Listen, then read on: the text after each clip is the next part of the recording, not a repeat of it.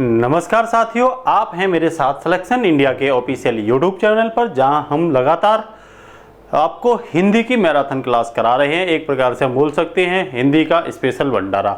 उम्मीद और विश्वास दिलाता हूं आपको कि निश्चित रूप से हिंदी का कोई भी एग्जाम और हिंदी का क्वेश्चन आपसे छूटने वाला नहीं है। विशेषतः यूपी लेखपाल, यूपी पुलिस कांस्टेबल, यूपीएसआई या टीचिंग से रिलेटेड एग्जाम के लेवल को भी हम यहाँ कवर करेंगे और साथ ही साथ आपको ये बता के चलेंगे कि ये टॉपिक टीचिंग वाला है, ये टॉपिक यूपी लेखपाल में ज़्यादा आएगा, ये यूपीएसआई में आएगा या ये फिर एसएससी जीडी वगैरह या यूपी पीसीएस में आएगा। तो आज जो हम टॉपिक पढ़ाने वाले हैं वो है दोस्तों संधि एवं संधि विच्छेद। ये टॉपिक आमतौर पर सभी एग्जाम में आने वाला है। हमारी उम्मीद है कि संधि आज आपको ऐसा पढ़ा देंगे कि कभी भी कोई भी संधि अगर आपके सामने आती है तो आपसे कोई भी गलती होने वाली नहीं है। यहाँ से निश्चित रूप से आपसे क्वेश्चन बनेंगे ही बनेंगे। तो जैसा कि आप देख रहे हो, संधि एवं संधि विच्छेद आज हम आपको पढ़ाने वाले हैं। और संधि विच्छेद को पढ़ाने से पहले हम आपको ये बताने वाले हैं कि संधि जो है उसे हम कहाँ पे पढ़ेंगे। तो ध्यान रखना, संधि को हम पढ़ेंगे सामान्य हिंदी में। कहाँ पे पढ़ेंगे हम? संधि को हम दोस्तों पढ़ेंगे सामान्य हिंदी में। आप इस चीज को क्लियर करके रखना। और वो भी टॉपिक होगा, इसमें दो टॉपिक होते हैं सामान्य हिंदी में, क्योंकि सामान्य हिंदी के साथ साथ अन्य टॉपिक भी होते हैं। लेकिन सामान्य हिंदी का हिंदी से रिलेटेड जो एग्जाम के सिलेबस होता है उसमें बहुत बड़ा रोल होता है। मान के चलिए किसी भी एग्जाम में अगर 50 क्वेश्चन आते हैं तो 22 से 27 तक क्वेश्चन निश्चित रूप से कहाँ से आएंगे, या 20 से 27, 21 आ जाए, 22 आ जाए, 25 आ जाए, 27 आ जाए, ये निश्चित रूप से सामान्य हिंदी से ही बनेंगे। और सामान्य हिंदी को दो रूप में देखते हैं, एक तो हम व्याकरण के रूप में देखते हैं और एक दोस्तों हम देखते हैं काव्य के रूप में। ये आपको अगर सिलेबस पता है तो निश्चित रूप से आपकी 25% तो हिंदी ऐसे ही तैयार हो जाएगी। व्याकरण में हम आपके लिए पढ़ेंगे वर्णमाला, संधि, जो आज का टॉपिक हमारा रहेगा। तो कहाँ पढ़ेंगे हम इसे? सामान्य हिंदी में, जनरल हिंदी। फिर समास पढ़ेंगे, कारक पढ़ेंगे, विराम चिन्ह पढ़ेंगे, काल, वाक्य, वाच्य पढ़ेंगे, तत्सम तद्भव पढ़ेंगे, देशी विदेशी संकर शब्द पढ़ेंगे, संज्ञा पढ़ेंगे, सर्वनाम पढ़ेंगे, विशेषण, क्रिया विशेषण, अव्यय नियम, रूढ़ यौगिक पढ़ेंगे। ठीक है ना। और रूढ़ यौगिक के साथ दोस्तों योगारूढ़ शब्द भी पढ़ेंगे। क्या पढ़ेंगे? योगारूढ़ शब्द।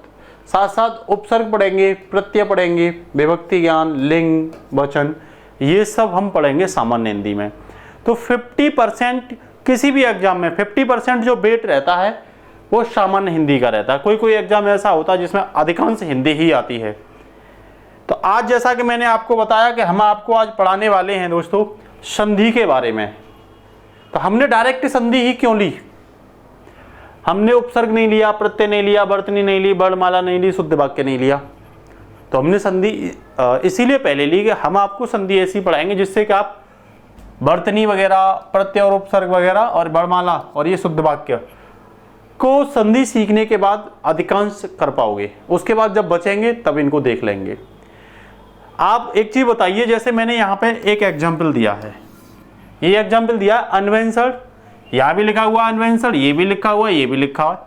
आप बताइए कौन सा सही है इसमें से और क्यों सही है, इसके बारे में जानेंगे हम संधि के माध्यम से। तो चलते हैं दोस्त संधि की ओर।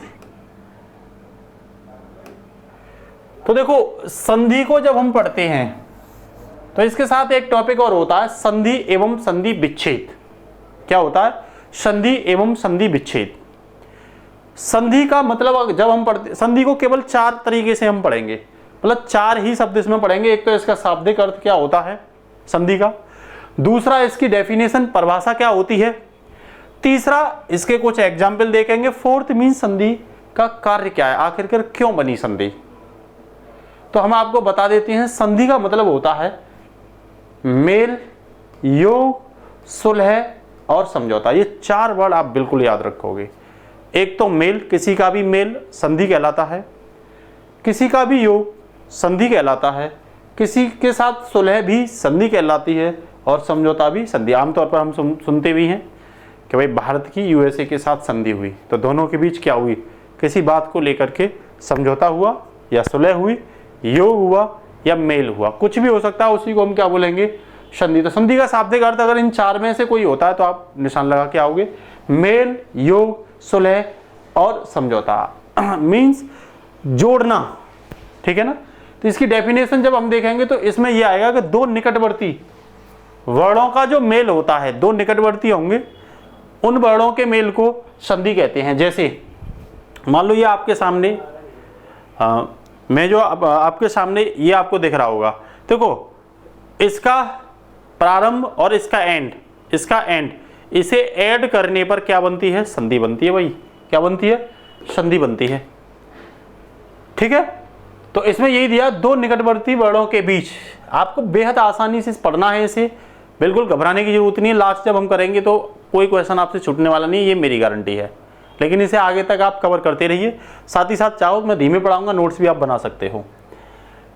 जैसे आप कहोगे भाई कैसे संधि होती है, तो देखो जैसे ये देवालय दे रखा, देव प्लस आलय, ठीक है। तो इसमें जो अंतिम है निकटवर्ती वर्ण वो आ है, और ये कौन सा है, बड़ा आ है, और इनको मिलाने पर ये जो बड़ा आ बना है, इसी को हम क्या कहते हैं, संधि कहते हैं। संधि का मतलब जोड़ना, योग करना, मेल, सुलह और समझौता। वहीं अगर मैं संधि विच्छेद की बात करता हूं, विच्छेद, तो बस ये किसी शब्द को तोड़ना हो जाता है, अलग करना, ठीक है ना। जैसे ये जो पूरा वर्ड है दोस्तों, ये देवालय है, क्या है, देवालय। अगर मैं इस देवालय को देव प्लस आलय लिखता हूं तो ये संधि का क्या हो गया, विच्छेद हो गया। क्या हो गया, ये संधि विच्छेद होगा। उम्मीद करता हूं आप समझ रहे होंगे। लेकिन तोड़ेंगे उसी रूप में जिसका कोई मतलब निकल के आए। देव मीन्स देव, और आलय मीन्स घर, मीन्स देवों का जो घर होता है उसे हम देवालय बोलते हैं। पहले आलय शब्द जो यूज करते थे वो घरों के लिए करते थे, ठीक है। तो पहले ये छोटे छोटे शब्द बोले जाते थे, मेरा कहने का मतलब ये शब्द होते थे और इनको बना करके बहुत बड़ा शब्द बनता था। लेकिन संधि ने उसे क्या कर दिया, बहुत छोटा कर दिया। कैसे कर दिया, संधि ने देखो इनको वा और आ को, मान लो देव आलय अगर कहीं पे हम लिखें, इस तरीके से लिखें, पहले ये लिखा जाता था देव और आलय, ये लिखा जाता। तो देखो ये वर्ड बड़ा है या नहीं है। आज क्या कर दिया संधि ने, डायरेक्ट देवालय, अ प्लस आ को बड़ा आ बना करके केवल डायरेक्ट छोटा शब्द कर दिया है देवालय। वरना तो हमारी डिक्शनरी काफी बड़ी हो जाएगी शब्दकोश की, इसीलिए संधि ने इसे क्या किया है, छोटा किया है, ठीक है। जैसे भावार्थ, तो भाव प्लस अर्थ, तो यहां भी अ प्लस आ बराबर आ रहा है, बड़ा वाला आ प्लस आ बराबर बड़ा आ होता है। तो संधि क्या हो जाएगी यहां, अ प्लस आ बराबर बड़ा आ। पुरुषोत्तम में पुरुष प्लस उत्तम, और ये भी आ और छोटा आ मिलकर के ओ बन जाएगा। तो औ लिखोगे तो बड़ा शब्द हो जाएगा, इसीलिए इसे शॉर्ट कर दिया, ओ कर दिया है। तो पुरुषोत्तम, और वैसे लिखते तो पुरुष पुरुष औ उत्तम, ऐसे करके लिखते पुरुष औत्तम, तो ये बड़ा हो जाता। संधि ने छोटा कर दिया, मतलब मेल कर दिया, जोड़ कर दिया, योग कर दिया, समझौता संधि कर दिया, इससे शॉर्ट वर्ड बन गया। इसी को हम बोलते हैं संधि। इसके कार्य क्या होते हैं, तो ये दो पुराने शब्दों से नए शब्द का निर्माण करता है। तो देखो दो पुराने शब्द हैं, एक देव प्लस आलय, नए शब्द को बना दिया देवालय। आप समझ गए होंगे बातें। दो पुराने शब्द हैं भाव और अर्थ, नया शब्द बना दिया भावार्थ। दो पुराने शब्द हैं पुरुष और उत्तम, नया शब्द बना दिया पुरुषोत्तम। समझ रहे हैं ना। तो ये शब्द रचना को छोटा करता है। भाई पुरुष प्लस उत्तम बड़ा है ना, तो पुरुषोत्तम छोटा शब्द कर दिया इसने, शॉर्ट कर दिया इसे, ठीक है। और तीसरा क्या काम है इसका, कि नए शब्द का अर्थ पुराने शब्द के अनुसार रखता है। शब्द अर्थ वही रहेगा, देव प्लस आल मतलब देवों का घर, और देवालय भी क्या होता है, देवों का घर, मतलब अर्थ पुराने शब्द का ही होगा, लेकिन शब्द की जो रचना है, संरचना है, वो छोटी हो जाएगी। फोर्थ काम है इसका कि हिंदी शब्दकोश को छोटा करता है, करेगा ही करेगा। जब बड़े शब्द छोटे हो जाएंगे तो हिंदी शब्दकोश में इनकी जो आकार होगा वो कम हो जाएगा। तो हिंदी शब्दकोश को क्या करता है, ये छोटा करता है। उम्मीद करता हूं आपको संधि के बारे में पता चल गई होगी। संधि का अर्थ होता है मेल, योग, सुलह और समझौता। दो निकटवर्ती शब्द होंगे, उनके मेल को क्या कहते हैं, उनके वर्णों के मेल को, आ और आ। अब आपको वर्ड समझना पड़ेगा, वर्ड क्या होता है अभी बताएंगे इसे।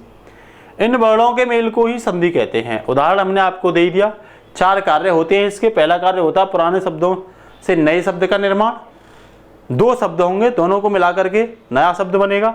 शब्द की संरचना छोटी होगी, नए शब्द का अर्थ वही रहेगा जो पुराने का है, और शब्दकोश क्या हो जाएगा, छोटा हो जाएगा। उम्मीद करता हूं ये आपको अच्छे से समझ में आ गया होगा।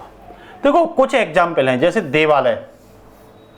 मैंने एक तो लिखा है इसे दोस्तों देवालय, देवा प्लस लय, एक लिखा देवा प्लस आलय, एक लिखा देव प्लस अलय, और एक लिखा देव प्लस आलय।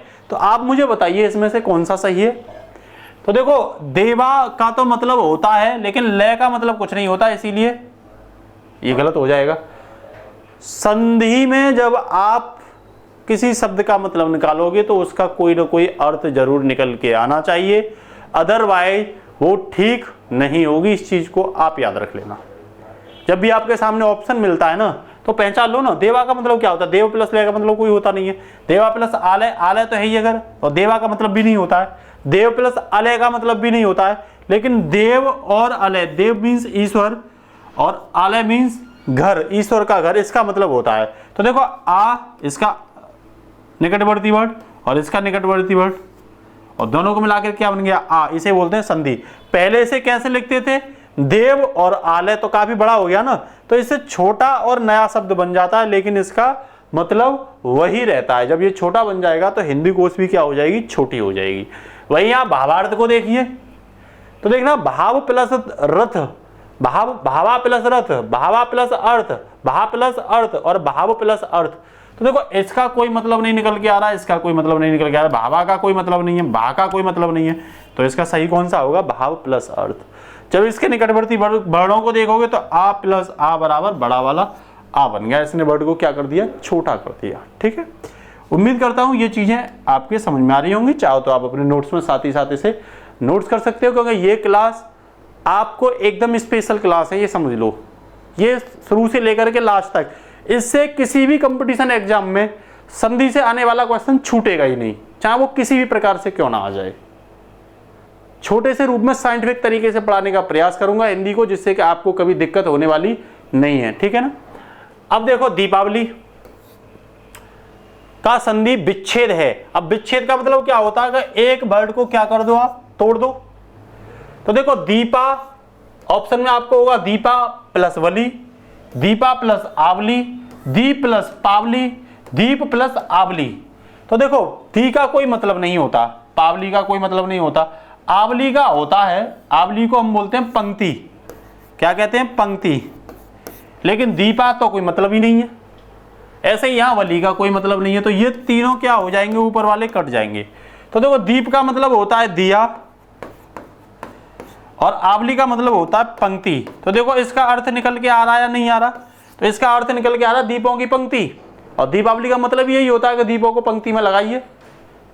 जहां आप दिवाली सुनते हो वो शब्द बिल्कुल गलत है, उसका कोई संधि होता ही नहीं है, ना संधि विच्छेद होता है, उसका ध्यान रखना। तो इसका आंसर कौन सा होगा, दीप प्लस आवली, अ प्लस आ बराबर बड़ा आ बन गया। वही हिमालय, तो देखो हिमा प्लस लय, हिम प्लस आलय, हिमा प्लस आलय या हिमाल प्लस अय। तो हिमाल कुछ नहीं होता, हिमा कुछ नहीं होता, हिमा कुछ नहीं होता, तो ये तो गलत हो गए। 3 बचा कौन सा, हिम। हिम मीन्स बर्फ, आलय मीन्स घर, तो बर्फ के घर को हिमालय कहा जाता है। सिंपल सी बात है। देखो कोई दिक्कत आई, कहीं दिक्कत नहीं संधि विच्छेद को देखने में, कौन सा सही है कौन सा सही नहीं है आपसे पूछ लेगा। देखो इस तरीके से आपसे कोई क्वेश्चन भी पूछा जा सकता है।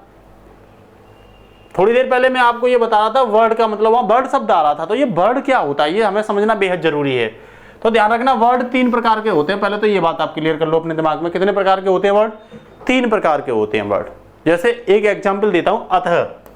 अतः, अतः में आ जो है वो स्वर्ण है, स्वर वर्ड है, और ये व्यंजन वर्ड है, और ये विसर्ग वर्ग है। तो ये 3 होते हैं, स्वर, व्यंजन, विसर्ग। ध्यान रखना विसर्ग को आयोग वाह भी कहते हैं। क्या कहते हैं, आयोग वाह वर्ड। विसर्ग को क्या कहते हैं, आयोग वाह वर्ड कहते हैं। एकदम से दिमाग में भर लो अपने में। तो देखो स्वर क्या होते हैं ये चीज आपको जानना जरूरी है, तो इसे हम बताएंगे स्वर क्या होते हैं। वर्णमाला में 11 स्वर होते हैं, ध्यान रखना। ये हम बताएंगे, लेकिन ध्यान रखना वर्ड 3 होते हैं, स्वर, व्यंजन और विसर्ग। क्या होते हैं ये डिटेल में आगे बताएंगे। ध्यान रखना वर्ड की सबसे छोटी इकाई ध्वनि, वर्ड और अक्षर। मेरा कहने का मतलब ये है कि ध्वनि, वर्ड और अक्षर, ध्वनि कहते हैं जिसकी अपनी साउंड होती है लेकिन सबसे अलग होती है, जिसकी अपनी साउंड होती है लेकिन वो सबसे अलग होती है। वर्ड कैसे हैं जिसको तोड़ा ना जा सके। आ को तोड़ दोगे क्या? आ जो है ये वर्ड है, क्या इसे तोड़ दोगे? नहीं तोड़ सकते। वर्ड वो होता है जिसे तोड़ा न जा सके, और अक्षर वो होता है दोस्तों जिसे नष्ट नहीं किया जा सकता, क्योंकि वो ओरल होता है। का ओरल मैंने बोला है, ये अक्षर हो गया। समझ में आ रही बात नहीं आ रही? तो अक्षर को जिसे नष्ट नहीं किया जा सकता, सॉरी, अक्षर जो होता है वो लिखित में होता है। ध्यान रखना क्या होता है? लिखित में होता है, और मोरल भी होता है, बोला भी जा सकता है अक्षर, लेकिन इसे आप क्या नहीं कर सकते? नष्ट नहीं कर सकते। क्या नहीं कर सकते आप? नष्ट नहीं कर सकते। ध्यान रखना जब ये अक्षर लिखित में हो जाता है तब इसे क्या बोल सकते हैं? तब इसे हम वर्ड कहते हैं। ठीक है, तो मेरा कहने का मतलब भाषा की ये सबसे छोटी इकाई होती है। वर्ड क्या होती है? भाषा की सबसे छोटी इकाई। 3 प्रकार के होते हैं, स्वर, व्यंजन और विसर्ग। विसर्ग देखो ये लगी हुई है, तो ये विसर्ग होती है, ये लगी हुई है, ये विसर्ग है। इसे आरोहवाह भी कहते हैं। एक चीज और ध्यान रखना, यहाँ नोट करके लिख रखा है मैंने, कि अगर इस तरीके से किसी शब्द पर हलंत आता है, इसका मतलब ये शब्द आधा हो गया। क्या हो गया? ये शब्द नहीं, अक्षर, ये अक्षर क्या हो गया? आधा हो गया। इस चीज को आप आगे ध्यान रखना। तो देखो संधि के बारे में मैंने ये कही थी, स्वर क्या होता है? अभी स्वर आया था, तो ध्यान रखना स्वर स्वतंत्र होता है। जैसे अ, आ, ए स्वतंत्र है, ये किसी पर निर्भर नहीं है। ठीक है, तोड़ नहीं सकते इसे। आ को किस में तोड़ोगे? सिंगल ही है ना, नहीं तोड़ सकते। का को तब भी तोड़ दोगे, क्या कर दोगे? का को आप तब भी तोड़ सकते हो, क प्लस आ में। देखो ये पीछे मैंने बताया था आपको, स्वर को आप तोड़ नहीं सकते हो, और वर्ड वाला स्वर होता है इसे इसके टुकड़े नहीं कर सकते, लेकिन व्यंजन वाले के कर सकते हैं आप। ये ध्यान रखना, अभी मैंने दिखाया था क प्लस आ, का बोल सकते हो इसे। दूसरी बात, स्वर जो है वो सिंगल होता है, ये भी ध्यान रखना। क्या होता है? सिंगल होता है स्वर। और संस्कृत में ये 13 होते हैं, वर्णमाला में ये 11 होते हैं, और अंग्रेजी में दोस्तों ये 5 होते हैं। ए, ई, आई, ओ, यू, ये 5 अंग्रेजी में होते हैं स्वर। वर्णमाला में अ, आ, ई, उ, ए, और देखो ये देखिए, अब दिखेंगे आपको पूरे। ऋणी होता है ए और ओ, ये 5 होते हैं। फिर ये 2 संस्कृत में कौन से नए हो गए? तो देखो संस्कृत में ये नए हो गए, एक तो छोटा ऋणी और एक ये बड़ा ऋणी। देखो छोटा ऋणी जो लिखा जाता है दोस्तों वो इस तरीके से लिखा जाता है, और बड़ा ऋणी जो लिखा जाता है वो ऐसे करके लिखा जाता है। ध्यान रखना आप।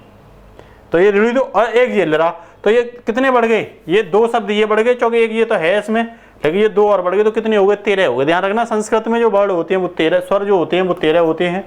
वर्णमाला में स्वर 11 होते हैं, और अंग्रेजी में स्वर कितने होते हैं? 5 होते हैं।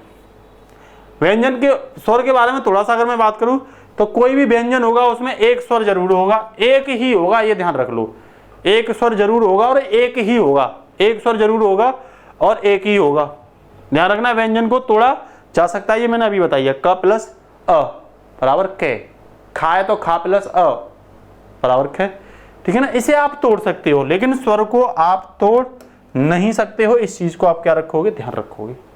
उम्मीद करता हूं यहां तक आपको चीज एकदम से समझ आ गई होगी। तो देखो अब संधि पढ़ते हैं, तो संधि के भी 3 भेद होते हैं। जब इसे थोड़ा सा और कॉम्प्रिहेंसिव मतलब व्यापक स्तर पर पढ़ने की कोशिश करते हैं तो हमें पता चलती है संधि 3 प्रकार की होती है। एक तो स्वर संधि, एक व्यंजन संधि, और एक दोस्तों विसर्ग संधि। एक स्वर, व्यंजन और विसर्ग संधि, 3 याद रखना। अभी हमने वर्ड भी बताए थे, वर्ड भी कितने होते हैं? 3 ही होते हैं, स्वर वर्ड, व्यंजन वर्ड, विसर्ग वर्ड। वैसे ही भाई वर्ड से ही, वर्ड के मेल ही तो होता है संधि, वर्णों का मेल ही तो होता है। 2 निकटवर्ती वर्णों के मेल को ही क्या कहते हैं? संधि कहते हैं। तो इसका मतलब क्या है? कोई संधि के 3 भेद, स्वर, व्यंजन और विसर्ग, यही होंगे।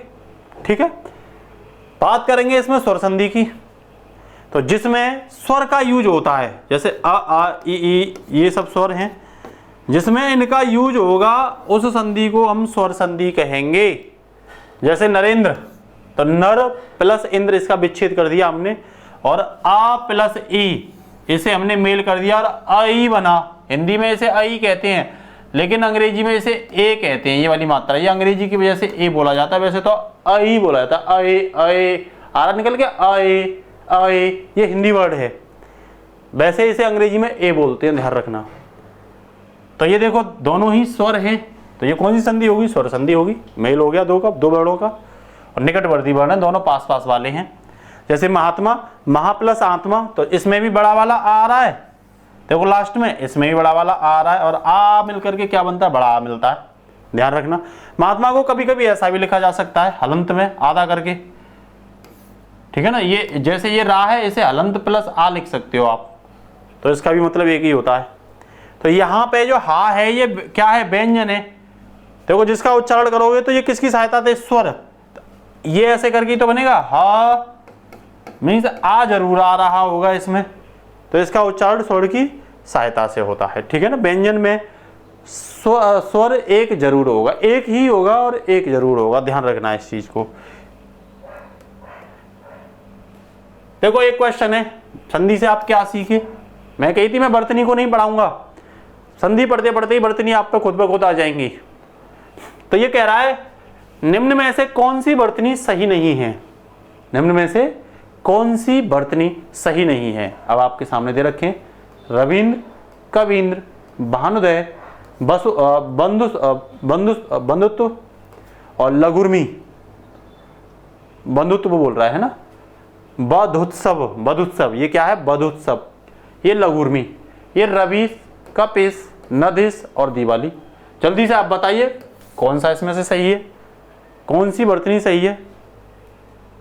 तो आप इसे इतनी आसानी से नहीं बता पाओगे, लेकिन हम इसे आपको संधि के माध्यम से एकदम से क्लियर कर देंगे। हमने बोला भी इसे किसके माध्यम से क्लियर किया जाएगा? संधि के माध्यम से। और आप करोगे।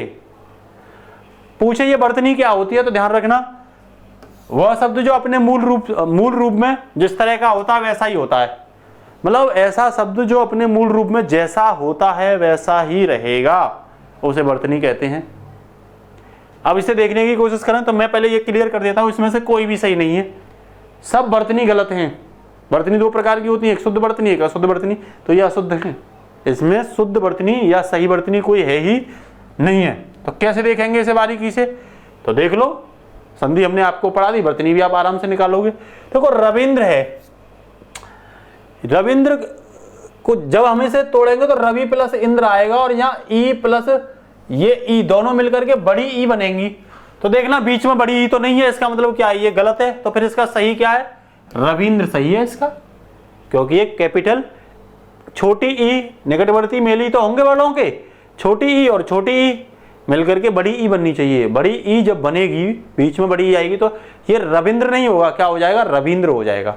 उम्मीद करता हूं आपको समझ में आ रहा होगा। वैसे ही कपिस, तो ये कपि प्लस ईस, और ध्यान रखना सबका मतलब निकल के आता है। सबका क्या आता है? मतलब। जैसे कपि मीन्स बंदर होता है, ईस मीन्स स्वामी होता है। तो देखो छोटी ई और बड़ी ई मिला करके बड़ी ई, तो यहाँ कपीस होना चाहिए, और इसका मतलब भी निकल के आता है बंदरों का स्वामी। कपीस कहलाता है हनुमान, आप जानते ही हो क्या कहलाते हैं? हनुमान कहलाते हैं।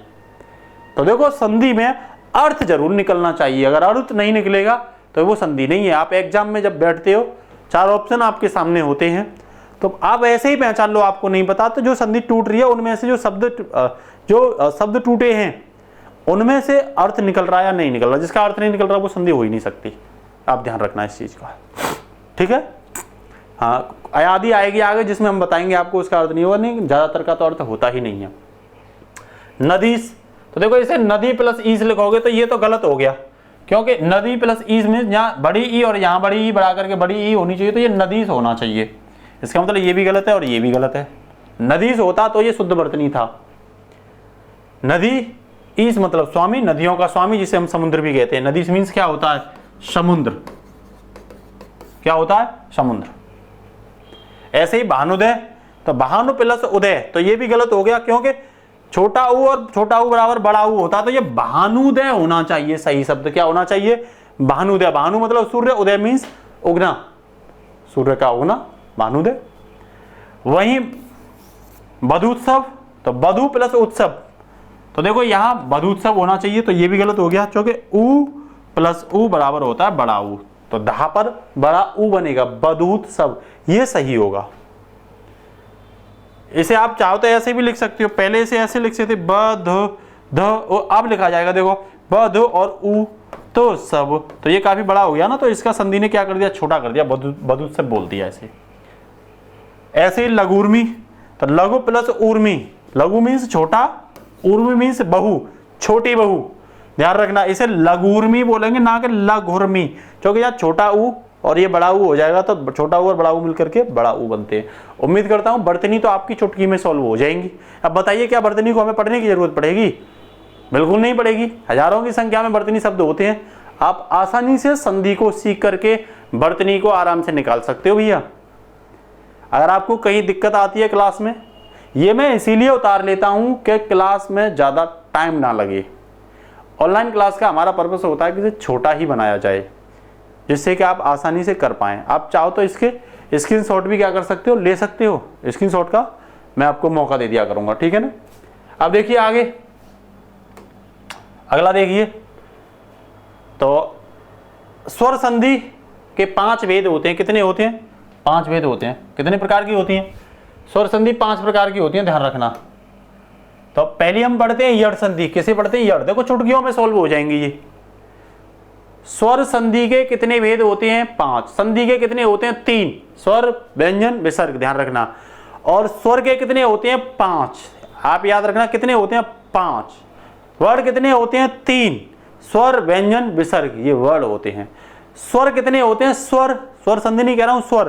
तो वर्णमाला में 11, संस्कृत में 13 और अंग्रेजी में 5। ये रटे होने चाहिए इंग्लियों।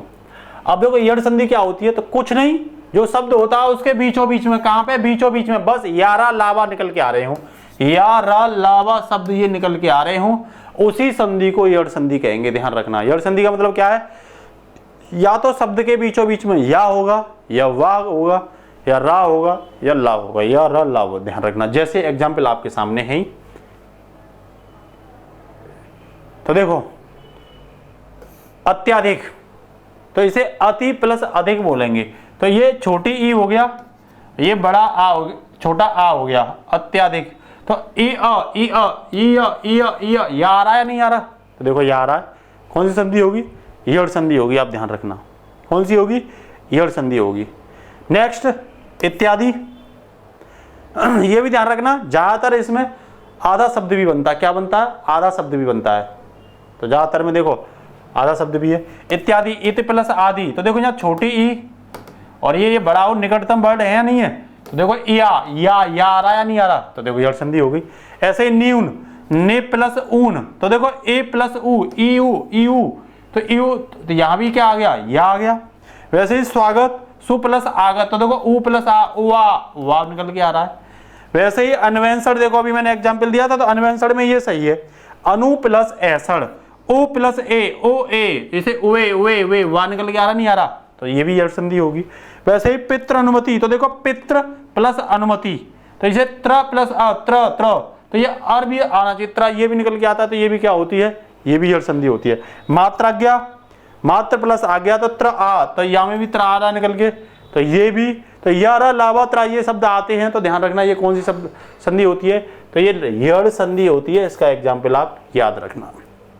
वही हम आपको अगली जो बता रहे हैं वो दीर्घ संधि बता रहे हैं। तो बस दीर्घ संधि में आपको ये याद रखना है कि दीर्घ संधि वो संधि होगी जिसमें 2 सजातीय वर्ण होंगे। कैसे होंगे? 2 सजातीय, सजातीय होने चाहिए। सजातीय का मतलब जैसे छोटा आ, छोटा आ, छोटा आ या बड़ा आ, बड़ा आ या बड़ा आ, ये सजातीय है। ई प्लस ई, छोटी ई और बड़ी ई, छोटा ऊ बड़ा ऊ, या छोटा ऊ प्लस छोटा ऊ, ऐसा कर सकते हो। ऋण प्लस ऋण, या ऊ बड़ा ऊ प्लस बड़ा ऊ, छोटा ऊ छोटा ऊ, छोटा ऊ बड़ा ऊ हो सकता है, और बड़ा ऊ बड़ा हो सकता है। ऐसा नहीं हो सकता जैसे ये आ है और ये ई हो जाएगा, तो ये सजातीय वर्ग नहीं है, ध्यान रखना, ये सजातीय वर्ग नहीं है। ऊ और ओ, ये भी सजातीय वर्ग नहीं है, इन्हें जोड़ोगे तो मेरा कहने का मतलब आ ए ऊ ए ओ ऊ, ये सजातीय वर्ण होते हैं। इनको आगे पीछे कैसे भी जोड़ सकते हो, आप यहाँ देख भी रहे हो। तो दीर्घ में क्या है? दीर्घ में 2 सजातीय वर्णों का मेल होना चाहिए। कान खोल करके आप सुन लो, संधियों में गलती होगी ही नहीं। ठीक है। तो देखो जैसे दयानंद, तो दया प्लस आनंद, देखना तो आ प्लस आ रहा है, सजातीय वर्ण है या नहीं है तो भैया दीर्घ संधि होगी दयानंद। वाचनालय, तो वाचन प्लस आलय, तो देखो इसमें आ और इसमें बड़ा आ, तो ये देखो सजातीय वर्ण है या नहीं है तो निश्चित रूप से ये दीर्घ संधि है। वैसे ही वीरंगना, तो वीर प्लस अंगना, तो आ प्लस आ सजातीय वर्ण। अतीब, अत प्लस इव, तो ई प्लस ई सजातीय वर्ण। परमार्थ, परम धन अर्थ, अ प्लस अ सजातीय वर्ण। महेंद्र, तो मही प्लस इंद्र, बड़ी ई प्लस छोटी ई, ये भी सजातीय वर्ण। भानुदय, भानु प्लस उदय, उ प्लस उ सजातीय वर्ण, कौन सी संधि होगी? दीर्घ संधि होगी। वहीं गुरुपदेश, गुरु प्लस उपदेश, उ प्लस छोटा उ, ये भी क्या होंगे? सजातीय वर्ण। तो यहाँ हम क्या पढ़ रहे हैं? यहाँ हम ये पढ़ रहे हैं जिस शब्द में दो सजातीय वर्णों का मेल होगा वो जब जुड़ता है तो उसे हम दीर्घ संधि कहते हैं, दीर्घ संधि। और यड़ में क्या था? यरा लावत्रा, यरा लावत्रा, ये जब होता है तो वो यड़ संधि होती है। उंगलियों पर रट लो, ठीक है। और जिनमें दो स्वर मिलते हैं आपस में वो स्वर संधि होती है। स्वर संधि कितनी प्रकार की होती है? 5 प्रकार की होती है। तो यही उंगलियों पर खत्म हो जानी चाहिए। अब देखो गुण संधि आ गई। कौन सी आ गई? गुण संधि। इसमें कुछ नहीं, बस बीचों बीच में शब्द के में या तो अर होगा या अर्र आधा वाला रहा है, या ए होगा या ओ होगा। अधिकांश में ये दोनों ही होंगे बीचों बीच में। ये मात्रा अगर बीचों बीच में आती है ए, छोटी ए या छोटा ओ की, पहचान लेना वो संधि गुण संधि है, या अर या अर्र या आधा वाला। तो जैसे आप देख रहे होंगे नरेंद्र, तो इसे लिखेंगे नर प्लस इंद्र। तो यहाँ क्या आ रहा है? अ प्लस ई, अ ए मीन छोटा ए आ रहा है, तो छोटा ए आ रहा है, इसका मतलब क्या है? गुण संधि होगा। वहीं देखो सूर्योदय, तो सूर्य प्लस उदय, आ प्लस उ, अ ओ आ रहा है छोटा, तो छोटा ओ आ रहा है, तो निश्चित रूप से ये क्या होगी? गुण संधि होगी। यही उंगलियों पर रट लेना, कभी बोलोगे नहीं। महोत्सव, तो महा प्लस उत्सव, आ प्लस उ, अ छोटा ओ आ रहा है, देखो हो गई। देवर्षि, तो देव प्लस ऋषि, तो देखो यहाँ आ और त्र आ रहा है, अर तो अर आ रहा है, तो ये भी बताई थी हमने। वैसे ही महर्षि, तो ये भी सेम हो जाएगी, आ प्लस ऋषि, तो यहाँ भी अर आ रहा है। वैसे ही परमेश्वर, तो परम प्लस ईश्वर, तो आ ए, तो यहाँ छोटी ए आ गया, आ ए, इसे जोड़ोगे तो ये बन। और भी है इसमें जैसे परोपकार, धर्मेंद्र, रमेश, सुरेश, ये सब किसके अंतर्गत आती है? गुण संधि के अंतर्गत। अगर देखो ये ना फॉर्मूला देखोगे तो आ और ई मिलके छोटा ए बनता है, आ और बड़ी मिलके भी छोटा ए बनता है, छोटा आ और छोटा ऊ छोटा ओ बनता है, छोटा आ और बड़ा ऊ छोटा ओ बनता है, और आ और ऋणी अरा बनते हैं, ठीक है। तो मैं उम्मीद करता हूं आपको ये भी समझ में आ गया होगा। अब देखो नेक्स्ट है वृद्धि संधि। कुछ नहीं, बस शब्द के बीचों बीच में दो मात्रा होनी चाहिए, हो गई तैयार। कुछ नहीं है इसमें भाई। हमने यड़ में बताया था यार अलावात्रा, दीर्घ में हमने ये बताया था कि भाई सजातीय दो वर्ण होने चाहिए। क्या होने चाहिए? सजातीय दो वर्ण होने चाहिए। वहीं हमने गुण संधि में ये बताया था कि ए छोटी ए और छोटा ओ या अर, ये मात्रा बीचों बीच में होनी चाहिए। तो उम्मीद करता हूं आपको ये चीज समझ में आ गई होगी। वहीं वृद्धि में मैं ये बता रहा हूं भाई दो मात्रा होनी चाहिए बीचों बीच में, चाहे तो दो मात्रा हो ये वाली, चाहे दो मात्रा हो ये वाली, कोई फर्क नहीं पड़ता है। संधि कौन सी होगी? संधि भाई वृद्धि हुई होगी। तो देखो जैसे मत ऐक्य दो मात्रा है, तो इसे मत प्लस एक लिख सकते हो, देखो हो गई वृद्धि संधि। एक एक, एक प्लस एक वृद्धि संधि। सदैव, सदा प्लस एव, देखो इसमें भी दो मात्रा, इसमें भी दो मात्रा, और देखो इसमें भी। तो ये सब क्या होंगी? वृद्धि संधि। जहां दो मात्रा आ जाए आप पहचान लेना कौन सी संधि होगी भाई, वृद्धि संधि होगी। सिंपल सी बात है, बीचों बीच आनी चाहिए। इसके बाद में है दोस्तों अयादि संधि। अयादि संधि कौन सी है? अयादि। बस यहां तुम्हें कुछ शब्द की शुरुआत में देखना है। क्या देखना है? जैसे अय आ रहा हो या आय आ रहा हो या अब आ रहा हो या आव आ रहा हो। तो अगर देखो नयन, नयन में अय आएगा नहीं आएगा? कैसे आएगा बताएंगे। तो अय में नयन चयन, आय में नायक गायक नायिका और गायिका, अव में पवन हवन धवन, आव में पावक धावक और सावक। इतना जरूर ध्यान रखना है कि इसके सभी उदाहरण तीन अक्षरों के होंगे, तीन वर्डों के होंगे, ये ध्यान रखना।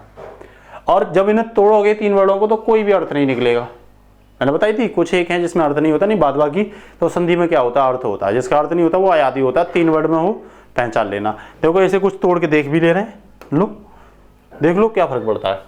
तो जैसे नयन है, तो इसमें देखो न प्लस आया प्लस अन मिला दो, ये नयन बन जाएगा। तो आया आ रहा है, इसमें नहीं आ रहा। इसे ऐसे भी लिख सकते हो न प्लस ए प्लस अन, ध्यान रखना। या इसे ऐसे भी लिख सकते हो न प्लस अन बराबर नयन। नायक में न प्लस आया, देखो ये आया आ गया, अक और लगा दो बीच में, या फिर न ए और अक, ये भी सही है। और देखो न प्लस अक, ये इसका अंतिम वर्ड है, ध्यान रखना। ऐसे ही पावक में पा प्लस आव प्लस अक, तो देखो ये आव आ रहा है, मैंने ये कही थी अय आय अब और आव ये आता है, तो वो संधि कौन सी होगी? वो संधि दोस्तों अयादि संधि होगी। ऐसे ही पवित्र में इसे याद रखना पौ प्लस इत्र, पावक में पौवक, इसे ऐसे भी लिख सकते हैं। नावक में नौ प्लस एक, ऐसे भी इसे लिखा जा सकता है। तो देखो थोड़ा सा हम क्या करते हैं, रिवीजन करते हैं। क्या करते हैं? रिवीजन। हमने संधि पढ़ी, उसमें ये पढ़ा दोस्तों संधि में देखो कि हम जैसे ये शब्द है हमें पहचानना ये कौन सा शुद्ध है, मतलब वर्तनी पहचाननी है। नहीं पहचान पाएंगे, संधि पहचान लेंगे तो बना देंगे इसे कि भाई इसमें अनु प्लस ऐसा, ये क्या है? ये शुद्ध वर्तनी है। बाद बाकी ये सब क्या हो जाएंगे? गलत हो जाएंगे। आप पहचान लोगे इसी के माध्यम से। प्रत, वर्तनी, वर्णमाला और शुद्ध वाक्य ये भी पढ़ सकते हो आप, ठीक है ना। ये आगे आएंगे तभी पढ़ाएंगे हम इन्हें। फिर हमने ये पढ़ा था कि भाई इसे पढ़ेंगे कहाँ? सामान्य हिंदी में पढ़ेंगे। इनके हमने सिलेबस को बारीकी से क्या किया? डिस्कशन किया। बताया काव्य में रस, छंद और अलंकार होते हैं और इसमें ये सब होते हैं, काव्य में ये होते हैं। ज़्यादातर एग्जाम में 50% से ज़्यादा वेट सामान्य हिंदी का ही होता है, जनरल हिंदी का ही होता है। ये चीज़ आप ध्यान रखो। उसके बाद फिर हमने पढ़ा कि भाई संधि, तो मैंने कि 4 चीज़ पढ़ी है। एक इसका शाब्दिक अर्थ होता है मेल, योग, सुलह और समझौता, उसे संधि ही कहते हैं। हमने ये भी बताई थी इसकी परिभाषा में कि 2 निकटवर्ती जो वर्ड होते हैं, निकटवर्ती वर्डों के मेल को क्या कहते हैं? संधि। कुछ एग्जाम्पल दिए थे, 4 इसके कार्य बताए थे। एक तो ये कि 2 शब्द आपस में मिलेंगे और नए शब्द का निर्माण बनाएंगे, छोटा शब्द बनाएंगे और मतलब वही होगा जो अर्थ इसका पहले जो था वही अर्थ होगा, ठीक है। ये आप ध्यान रखना। फिर हमने ये पढ़ाया आपको कुछ एग्जाम्पल दिए, जैसे देवालय और भावार्थ। मैंने बताया था कौन सा सही है, तो जिसमें दोनों का ही अर्थ निकल के आ रहा है। भाई आलय का आ रहा है घर और देव का आ रहा है ईश्वर, तो ईश्वर का घर देवालय कहलाता है। तो जिसका अर्थ निकल के आए ज़्यादातर संधियाँ वही होती हैं, ये ध्यान रखना। मैंने ये भी दिया था दीपावली में, भाई पहचानिए कौन सी होती है, तो आपने पहचान लिया। जैसे हिमालय में हिम प्लस आलय, ठीक है ना। हिमा प्लस आलय नहीं, हिम प्लस आलय, ये दूसरा वाला सही होगा। इसमें हिम का अर्थ निकल के आ रहा है बर्फ, आलय मीन्स घर, तो बर्फ के घर को हिमालय कहते हैं। ऐसे ही हमने कुछ और बताया था भाई वर्ण क्या होते हैं। मैंने कि वर्ण 3 प्रकार के होते हैं, एग्जाम्पल भी दिया था। अतः मैंने कही थी स्वर, व्यंजन, विसर्ग, ये क्या है? वर्ग। मैंने विसर्ग को बताया था कि ये आयोग वाह होता है। क्या होता है? आयोग वाह होता है, इसे ध्यान रखना। मैंने बताई थी हलंत जो होता है वो आधा अक्षर कर देता है, हलंत जहाँ भी लगता है पीछे तो वो आधा अक्षर। मैंने कही थी ध्वनि जो होती है उसकी अपनी साउंड होती है, दूसरों से अलग होती है। वर्ड में मैंने कही थी इसके टुकड़े नहीं किए जा सकते और अक्षर जिसे नष्ट नहीं किया जा सकता। ये भाषा की सबसे छोटी क्या होती है? इकाई होती है, ये हमने बताया था तुम लोगों को। वही हमने ये बताया था स्वर भी 3 प्रकार, मतलब स्वर जो होते हैं वो स्वतंत्र होते हैं, जिन्हें तोड़ा नहीं जा सकता, सिंगल होते हैं। मैंने ये बताई थी आपको संस्कृत में 13 होते हैं, ये बढ़ जाते हैं, बड़ा ऋणी और लड़ा। और वर्णमाला में मैंने बताई थी ये 11 होते हैं। अंग्रेजी में मैंने बताई थी ये कितने होते हैं? 5 होते हैं। मैंने हमेशा व्यंजन जो होता है उसमें स्वर 1 जरूर होगा और 1 से ज़्यादा नहीं होगा, ये ध्यान रखना। हमने बताई थी संधि कि भाई संधि 3 प्रकार की होती है, स्वर संधि, व्यंजन संधि और विसर्ग संधि। स्वर में हमने बताई थी जहाँ स्वरों का यूज किया जाएगा वो स्वर संधि होंगी। ये स्वर हमने आपको बहुत सारे बताए थे, एग्जाम्पल भी दिए थे। फिर हमने बताई थी स्वर संधि के 5 भेद होते हैं। कितने होते हैं? 5। मैंने कुछ वर्तनी बताई थी, इनमें बताई तो मैंने ये सब गलत है। गलत कैसे हैं ये मैंने इस पेज पर आपको आगे सिद्ध भी ये किया था कि भाई देखो इस तरीके से ये गलत हैं। क्योंकि आप रविंद्र लिख रहे हो जबकि रवि प्लस इंद्र लिखा जाता है, ये रविंद्र बोला जाता है। तो रविंद्र शब्द जो है वो शुद्ध वर्तनी है। रविंद्र अगर लिख रहा है तो गलत हो गया। तो भानुदय नहीं, भानुदय। क्या? भानुदय। कपिस नहीं, कपीस। नदीस नहीं, नदीस। अर्थ भी है नदी, ईस मीन्स ईश्वर, तो नदी का ईश्वर मतलब समुद्र। तो सबका अर्थ निकल के आना चाहिए, ठीक है। वहीं हमने आपको बताया था यड़ संधि के बारे में। मैंने कि यार लावा या त्रा आता है तो वो यड़ संधि होगी। और ज़्यादातर इसमें आधा वर्ड तो होता ही होता है, किसने ज़्यादातर में आधा वर्ड होता है। लेकिन आपको याद रखना है यार लावा से कभी नहीं भूलोगे आप। तो सभी में देखो यार लावा वाला ही अर्थ निकल के आ रहा है।